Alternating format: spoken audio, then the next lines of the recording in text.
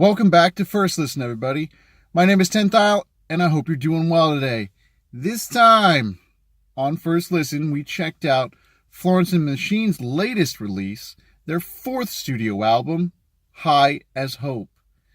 So for me, this band is just super awesome. I came across them quite a few years ago now, just kind of listening to other indie music, and fell into this band, and then I really don't know what happened. I think there was lots of mixes of some Lana Del Rey in there, and just this beautiful vocalizations out there from all these awesome artists. And I heard this voice that kind of just, like, you can't unhear. And I kind of just fell into the band so hard. And every song that I hear from them, I kind of just almost instantly love. And that's not always the case with some bands. And, you know, there have been a few of theirs that haven't hit me quite as well. But when I saw this album was coming out, I was just so pumped, so super excited that I didn't listen to any of the singles at all. And I'm glad I didn't, because this album is really something special. Let's go ahead and get into this first listen. The album opens very peacefully with June, a track that feels like it's just coming right through these shadows. But I don't know where these shadows are coming from, or what has cast them upon us. But this track is really good. So that piano just dances everywhere. And I'll probably reference the word piano and what type of piano over and over throughout this. So buckle up and get ready for that. It's because it's so good. It sets the tone. It builds this world that you just want to be in. You know, even if it's the high energy stuff, the low energy, you kind of get the yin and the yang of all of it. This track actually has these cuts, at about a minute and a half, and then later at like 2.5 minutes, where it literally does it, like cuts and pulls you, and you're just so enveloped into this track. And I actually, as I listened further, became so enveloped in the entire album that I didn't realize how it affected me until I stepped away from it.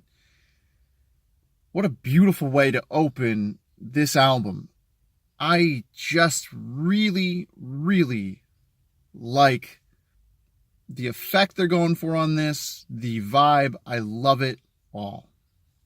Oh, the right kind of OOOs bring us in on Hunger. A track that has been met to critical acclaim. It is a very good single.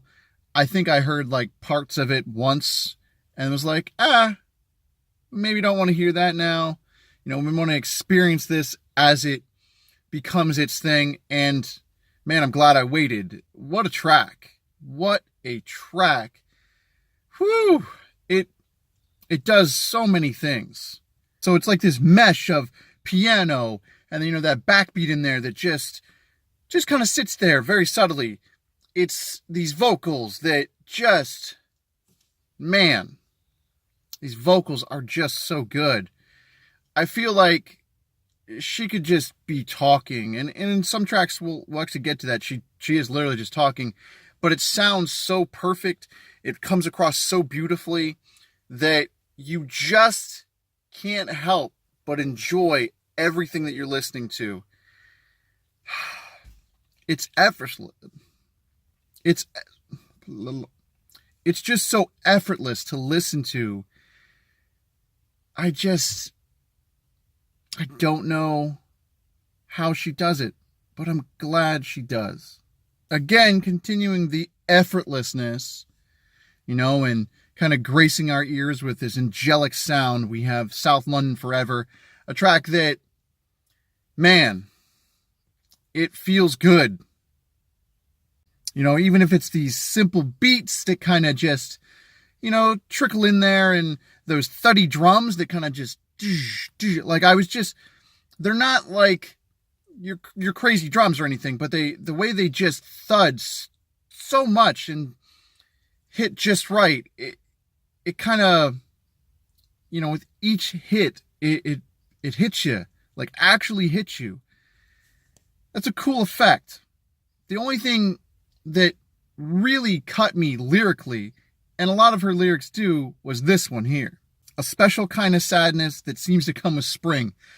I was just like, yeah, I can't help but relate to that, because, coming out of winter and then, transitioning to spring, you're just like, yeah, it is kind of a thing. Huh. Who thought that would be the line that would cut into me? I didn't, especially when there's so many, even in just this track.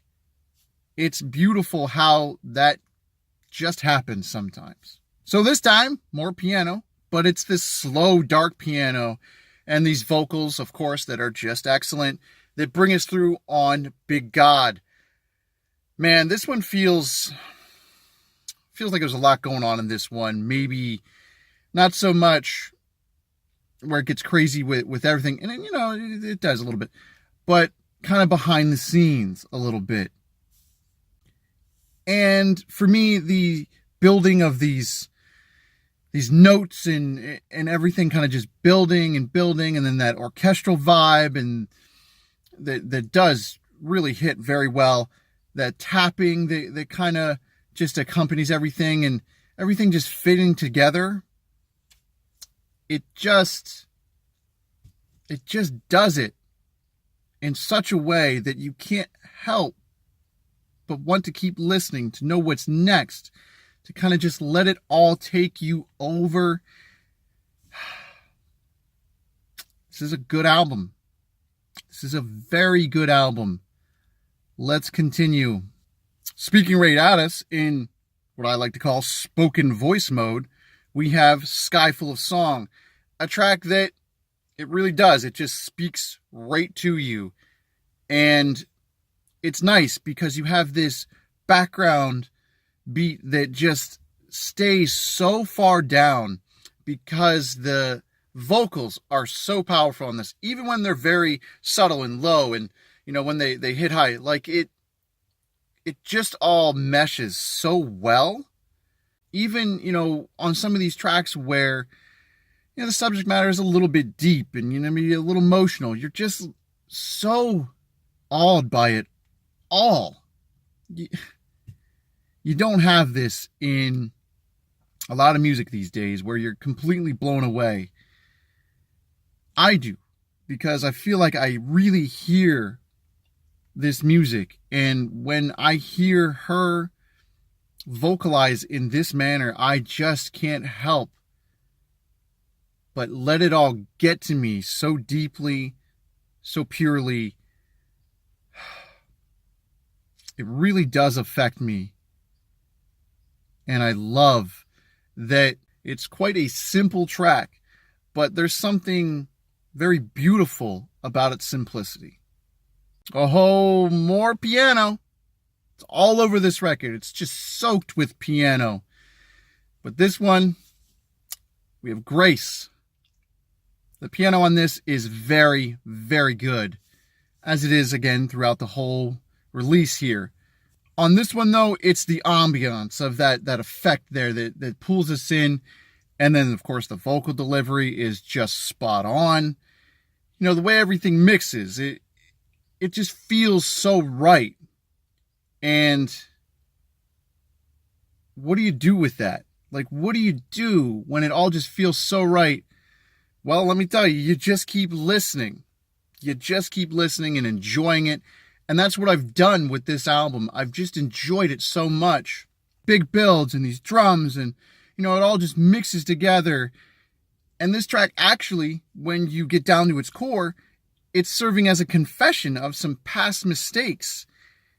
And man, when an artist can do that in such a beautiful manner, such elegance to it, you have to respect it. And man, there's a lot going on this album, on this track. I really just enjoy that it is done so well. There's so much production on this, but it feels so raw too. Starting very low and slow, but picking up very quickly. Patricia. This track is incredibly beautiful. Just the way it comes across is almost perfect. How it delivers this feeling to me, anyway. This one hit me good. It hit me just right in the feels. And maybe it's the way it mixes the strings and the piano. I'm not exactly sure what it is that kind of just affects me. You know, even as it all builds together and, you know, just hits that point where it reins it all in. You can't really beat that. And the presence with which it ends with, and I mean presence because it feels like there is something else there as you're listening, you know, taking it all in. It feels like there's something there. And I think it's just this beauty that's all over this record. It just is like a person that's right there with you, listening, guiding you along. What a beautiful, awesome track. More piano, more beautiful vocals on 100 Years. A track that actually has this clapping that, man, it does cut in, and it feels like it does disrupt a beautiful album here, but I don't necessarily dislike this track because it does a lot of other things. At points, it actually does feel like it's doing too much, but again, I don't dislike it. I just don't have much else to say about it because that clapping does come back, and I don't know. There's enough other cool stuff going on for me to still enjoy the track, but it is definitely lower on the list on an album that has a lot of highs. This is the biggest low. Through the Ether, slowly and gracefully, we have The End of Love, a track that, well, it gave me chills. It hit me so beautifully, so honestly with its vocals.